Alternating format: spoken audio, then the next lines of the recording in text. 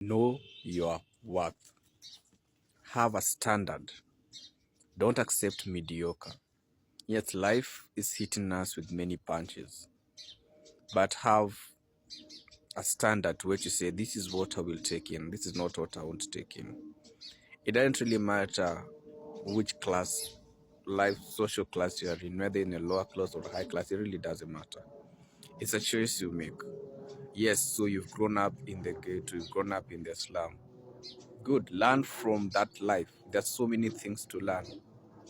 Pick the ideas that you picked and upgrade by learning new skills, new talent, and everything. Yes, let's say you're in a high social class. Learn. Those who are down there, learn from them that are down there. Learn how they eat, how they survive, everything. You don't need to go buy your groceries from a supermarket when you have actual markets where you can go buy. If you're in a career, ask yourself, for how long am I in this profession or in this company? Fine. So I started as an intern. Have targets to what you want to achieve within those targets, within that timeline. And then acquire new skills as you've grown and grown, let's say in a particular profession. Have an interest to learn with another profession. Say, let's say in marketing. Make a friend who is in accounts. Learn how they do the accounting. Make a friend who's in the projects. Make a friend who's in the security. Make a friend, and these are not like friends or colleagues per se. You'll be looking at them from a point of networking and learning. And you can always do a barter trade for something. What would be the barter trade? Skill to a skill. Say, hey, you want to learn marketing and I want to learn finance. Teach me this and I'll teach you this. Or even pay for the service. What's the worst that could happen? I mean, at the end of the day, you're acquiring something. Acquire new skills. Raise the standard. There's one thing my father once told me. It was in regards to the way we look at... I grew up in a very poor life. I'm not like, I mean, you're that better off still. I'm still trying to make ends meet. But where we grew up was a life of crime. Pure ghetto, literally. But even when we were there, when there used to be this Mama Busa, or for those who are not acquainted, Mama Busa is the lady always who prepares traditional type of alcohol. That's the best word I'll use. And where I used to grow up, crime was the order of the day, mob justice was the order of the day. And even the place we used to live, I remember it was so dangerous to an extent that if someone you'd hear and if you heard something drop on the mabati, it was a plot. And when you hear that, that would be two things. That would be someone's head. That someone said would be either a thief or someone was killed who went home late. And there used to be this man. He was a person in crime. He had this disease, elephantiasis, the one for the legs get swollen. And he used to tell you, don't walk and don't look behind. And it was like the kingpin. And he used to have this guy. I grew up in a place called Uruma back then. And he used to have this guy called Maroko. And if you'd hear Maroko is around, he used to be, I don't know if he's still alive, and his sister, but he used to be mentally, he would chase people around. Now, I never saw him hurt anyone, but it's the fact that he would chase people. So every time you'd walk and hear Maroko, and in Huruma, you're thinking, crap, run for your life. I never remember seeing him hurt anyone. And I remember one time,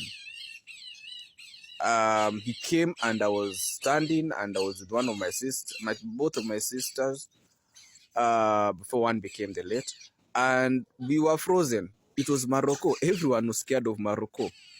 And when Maroko came, we looked at him and we were like, oh, okay, so what will you do to us? I know the funny thing Maroko did. He came, he looked at us, and he smiled. Everybody was scared of Maroko. But when Maroko stood, and everyone had left, I don't know how we were left, three of us. I don't remember how that happened. But everyone had run away. So it was us, three, and Maroko. And Morocco would chase people literally. They would jump into anything that no one even ran for their life. But now we were left scared, and now it's us and Morocco. And Morocco came. He looked at me, my two sisters, young at that time, and he smiled at us. From that day, when everybody ran to see Morocco, the three of us would anticipate to see Morocco. So what was once fear became something we were not scared of. One thing my father once told me, now having given that background, we'd walk to town and you'd tell us, I'm going to take you to a place where most people say is rich. So he used to say, if they call it a high end, buy water. When you're buying water, they'll give you a menu. Scan the menu. And when you scan the menu, you'll be able to know the next meal, how much it costs. You'll be able to know the cost. The next time, save money and go buy the next meal, then scan it. Now, he told me that I think I should have been 7 years, 5, 6 years. When I was around a teenager, yes, I started putting it into practice literally. I'd go to like a high-end restaurant and I would just buy water. And then I would carry my headphones. So I never had a smartphone. I had this, in Swahili, called it mulika mwizi. In English, will be translation here. The phone that has a torch. I don't know how to go beyond that. Some will call it a burner phone. I don't know. I don't know what to call it. I don't know how to translate it. Someone can help. But so I used to go, and I remember I used to listen to Kiss FM. So this was Kalechi Mumo and Shafiweru, local station for those who may not be familiar with it. And so people had some smartphones, and normally I didn't have any of that. So I'd put the earphone, hide it, and then you not even notice that. And I was very, just bouncing, listening to all the songs and everything. And early morning used to be Nyambane and Caroline Mutuko. That would be, I think, the morning hour. So anyway, I'll go to this restaurant and they speak to me, good English. And I have the little one that I've learned here and there. And I was in high school. Yeah, I was in high school. Form 1. I don't remember my age at that time, but I was either 14, 15 there. I don't recall. So anyway, I'd go to the restaurant and then I'd order chips. So there are two types. They are small and large. And I'm thinking, I'm buying large. So large isn't like it was everything that was small and large. So I will always go for the large one. And before I'd reached that point, I started with the water. Then upgraded from the water to the large one. And I made it a habit. That is high school. And like I said, we are not rich. We are not rich. And I made it, I remember those words. And all through, by the time I was in campus, I still moved on with that lifestyle. When I got employment, I moved on with that lifestyle. And by the time COVID hit, I'd gone to all the best and biggest restaurants. And people used to say, I'm rich. No, I wasn't rich. No, I just used the concept of buy water, look at the menu, then look for the next one that I'll buy. And then if I would go out on a date, I would take someone to that place and then buy. And I would be very cautious within my budget. Now, by that time, I'd already made friends. So by the time I arrive, even when they approach me, the person I'm with, they'll think, oh, I'm like there for long, but no. Because when I would come to a restaurant, I just make friends. And then I made it a habit and became a lifestyle. I became a part of who I am to this very day. So by the time COVID hit, when all the biggest restaurants ended up being shutting and never coming back to life, I had enjoyed the best I could because I remember that concept. I knew my work and that helped me. I would go to cinemas and the people would say, why would I go to a cinema? I could have this CD band, the CD band for you so that you can watch this Nini from a movie shop. I said, I'm going to a cinema that we're talking about a ticket of around 900 shillings. So Kenyan shillings, precisely. So I'll choose which is the closest cinema. So we had, then there was Kenya Cinema. No, Nairobi Cinema had already been closed. So there's Kenya Cinema. There's Kenya Cinema. There was 20th Century Plaza. We had Sarit. And then there was Westgate. And then later on there's Garden City. Down at Garden City, there was Panari. Eventually, each that I've mentioned I've gone to. Under the same concept. So, and what would happen, I remember when I went to Sarit, Westgate, Panari, Garden City, I'd watch Asian families come. And it's interesting, you'd see like a whole bloodline, literally. You see the grandmother, the great-grandmother, and they're all together in this alpha kind of Toyota, the van one, or a Noah or a Voxy, and they all come together on to watch a movie. And I'm not saying this movie is not, and this is not that they can't download it in their homes, they can. But it's the experience, and I would watch them, and it became part of my life. That also upgraded me in how I would reason. Same to the restaurants. I'd go to this high end, and I'd buy water and say, let me take a friend. And people think I've upgraded. I'm like, this is like a rich guy. No. That helped me never to be mediocre, and I was able to learn my worth and the standards. And even in dating, you have to up your game. You have to learn. Yes, you're going to spend here, do that, lose money, so what? It's learning. And as you grow, and after I normally say, every breakup made me a better person. Now, it sounds crazy at the time, it was painful, but now I think about it, because if it wasn't dating, I would never know how to use things like Downy. I would never have learned how to take care of myself properly. I would never have learned so many things if I never dated. Because if I had lived under the concept of what my mom told me, per se, it didn't really work, because you see, your mom will not, for example, you dress. I remember I once went to Mudhurwa, a place where would buy clothes, and I wanted the jeans. These jeans, by then it was called, I don't know if it's still called the same, it was called a pencil. For guys it looked like a pipe. So me, I'd wore this thing, and it had a bum. It had that mini section for the behind. I had no idea. So me, I'm wearing it. I thought it's going to be my Sunday best. And my mom once told me, "Hey, you look good." I'm like, but why do I feel like I have a new behind me? Something is wrong with me.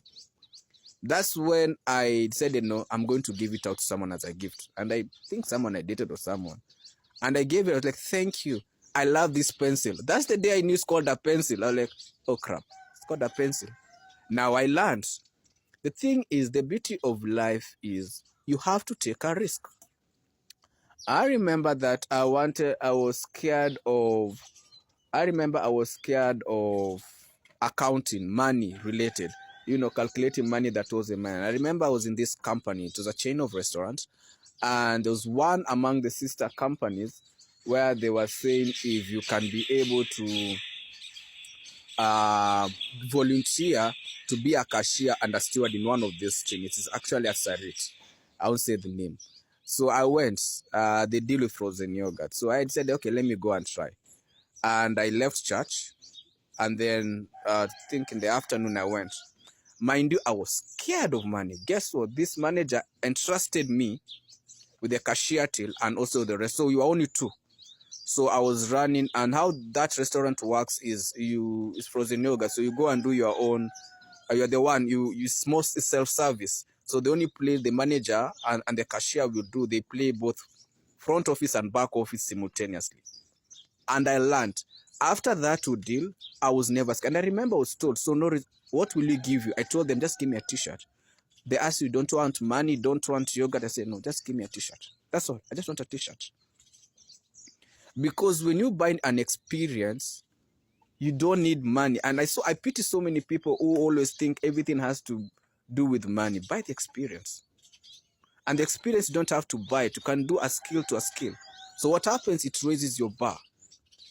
And then with social media, you learn from other people. You learn other mistakes. Whatever field you are in, or you want to venture into a new one, you're able to learn, what do they do? What language do they speak? You raise your bar. If it's in the dating arena, you're able to learn, okay, this is what I will take in. This is what I will not take in. If it's in friendship, you're able to learn, this is what I will take in. This is not what I will take in. Because if you don't do that, one, you're going to be mediocre. There are people so bitter in life. If you're in the corporate world, let's say, reserve a meeting with your boss or the big boss also, and say, I want 5 minutes of your time to learn something. I used to do that. And I remember my colleagues used to tell me in Swahili, mtu anajichocha, anataka kuwa mkubwa. Okay. Translating to English is, I'm trying to be above where they are. So it's like I'm trying to please myself beyond the boss. I mean, I don't know how to translate it well. Anyway, I did that, and I used to do the 5 minutes. But you know what that 5 minutes did to me? It changed me. And what used to happen, the big bosses and the CEO, those levels would call me up and like, Norris, I have this kind of a meeting. I'd like you to slide in and just listen. And sometimes they were like pretty heavy kind of meetings. And then mid into the meeting, they say, Norris, what do you think? I'm like, ABCD. I've been an interview, and those I'm sitting with, we're doing an interview, and those I'm sitting with, they're the directors, they're the CEOs, they're the who is who. And they'll say, tell us what you're thinking. Remember, I started the habit to the 5 minutes, and every morning after I'm from the office, I just go and just say hi to everyone. That's simple hi. And out of that hi, I was able to build networks. And so if someone was in marketing, they'll look me in. And like, there's this thing we're doing for marketing. Can you come? So I'll tell my boss, there's this something I want to follow up. And I know how to tailor make it in a way that I'm still within my frame of work. And I'd go and I learn something new.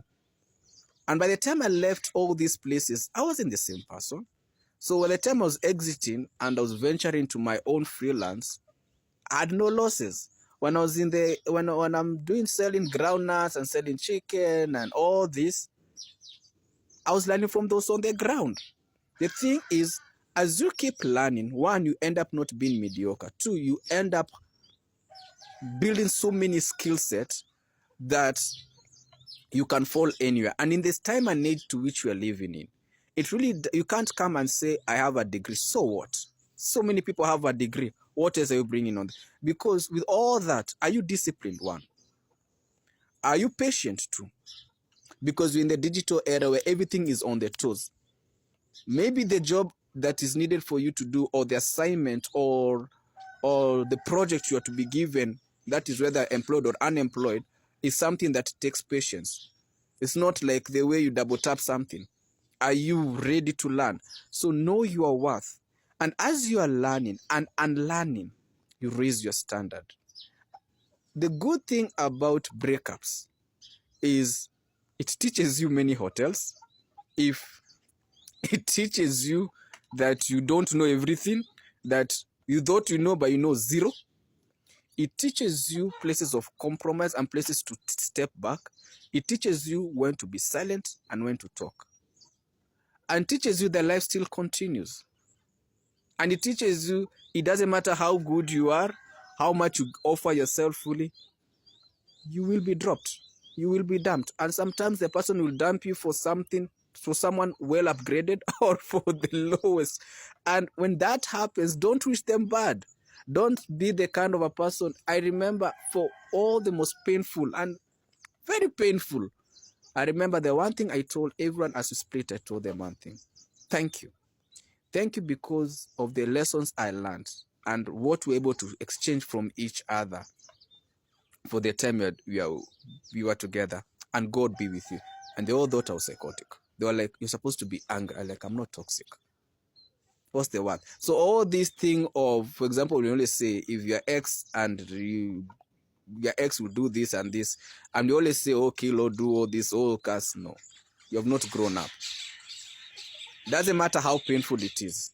There's something you picked from them for that time that you are with them. Pick that, move. Don't wish them death. Don't wish them destruction. Wish them well. And if you meet, shake hands, move on with their life. It does not say don't bring them back into your heart. No, they will rip it into pieces. But you don't need to wish someone you split with or divorced with death or destruction. No. Wish them well and go your way. Because there was a time you're together and they were the person you saw, they were hope. So now your expectations have been killed or have been destroyed. Don't wish them destruction. When you start wishing someone you parted with destruction, you're not mature. You are now, you need help. And you need to look back to yourself and say, what do I gain from this?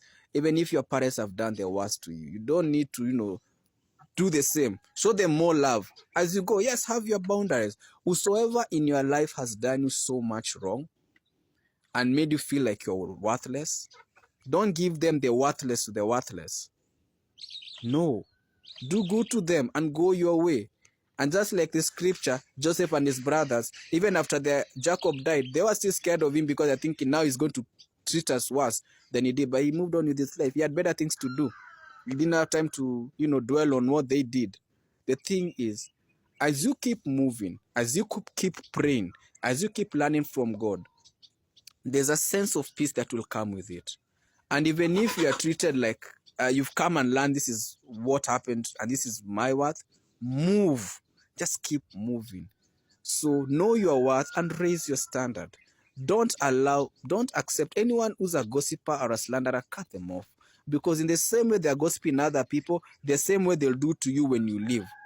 When you move from that gossip, you're the next one in their conversation. Do you really need that kind of toxic lifestyle? If you're in a relationship and the only thing that person does is downgrade you and tell you are nothing, move on. I mean, when you are born, you are not born together. They're not related to you. You met them in life. So what happened? Maybe they touched a part of your body and it turned into, you felt magical. So what? There are others who can do that better than them. So don't lose your worth in a relationship trying to please or doing all these things. Give the best you can. Be caring, be everything. And if they don't reciprocate, it means you are not their worth. And whoever is your worth, they will come along. You won't struggle. They will just come and they'll fit in. Know your worth, but don't take crap. And if someone comes into your life and they're not upgrading you, and upgrading does not mean financially. It's in that support system.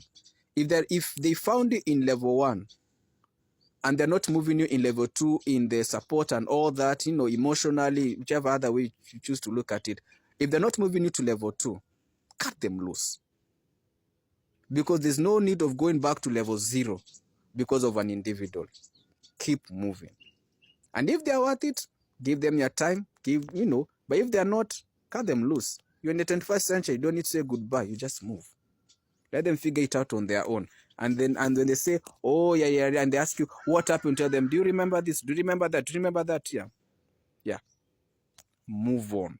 Know your worth, raise your standard. You're in that company, or in let's say in that company, and the opportunities for you to go for seminars and conferences and different education, apply, join.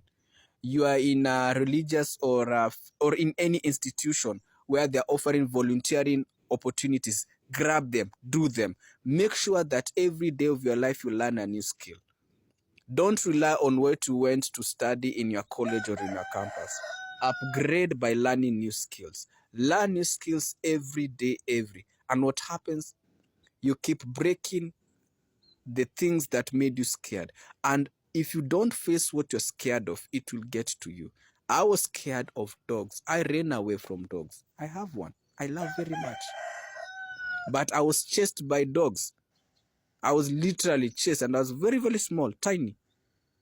But I have one. I see dogs and we get along very well. And some of these dogs are the scary dogs you don't want to meet. So raise your standard. Whatever you fear, confront it.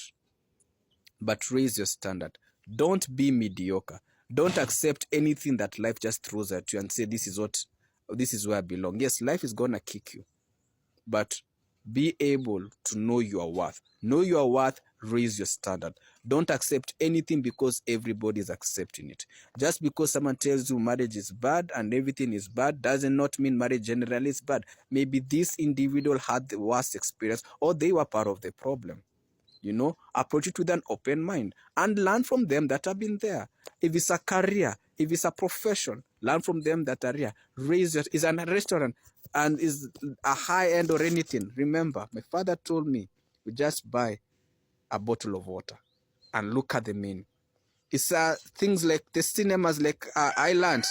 You buy the popcorn, you buy one movie, and then you'll be able to know the new ones. You move from not only paying physically, but even making online bookings and come. You want to travel to a new country.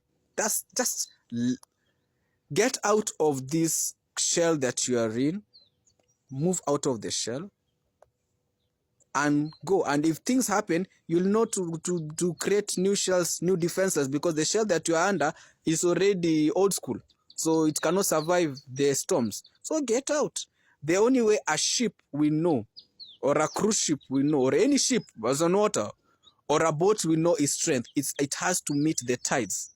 The only way you know the strength of a plane, it has to be mid-air and face the turbulence. The only way you will know your worth in a relationship, you have to go through the challenges that come with it. So the only way you know you're educated is you have to be challenged in what you think you are learning. So you cannot move up if there's no storm to shake you. So those storms is what builds you up. It will build your character. So know your worth, know your standard. Don't settle for less. Know your worth. And God help you.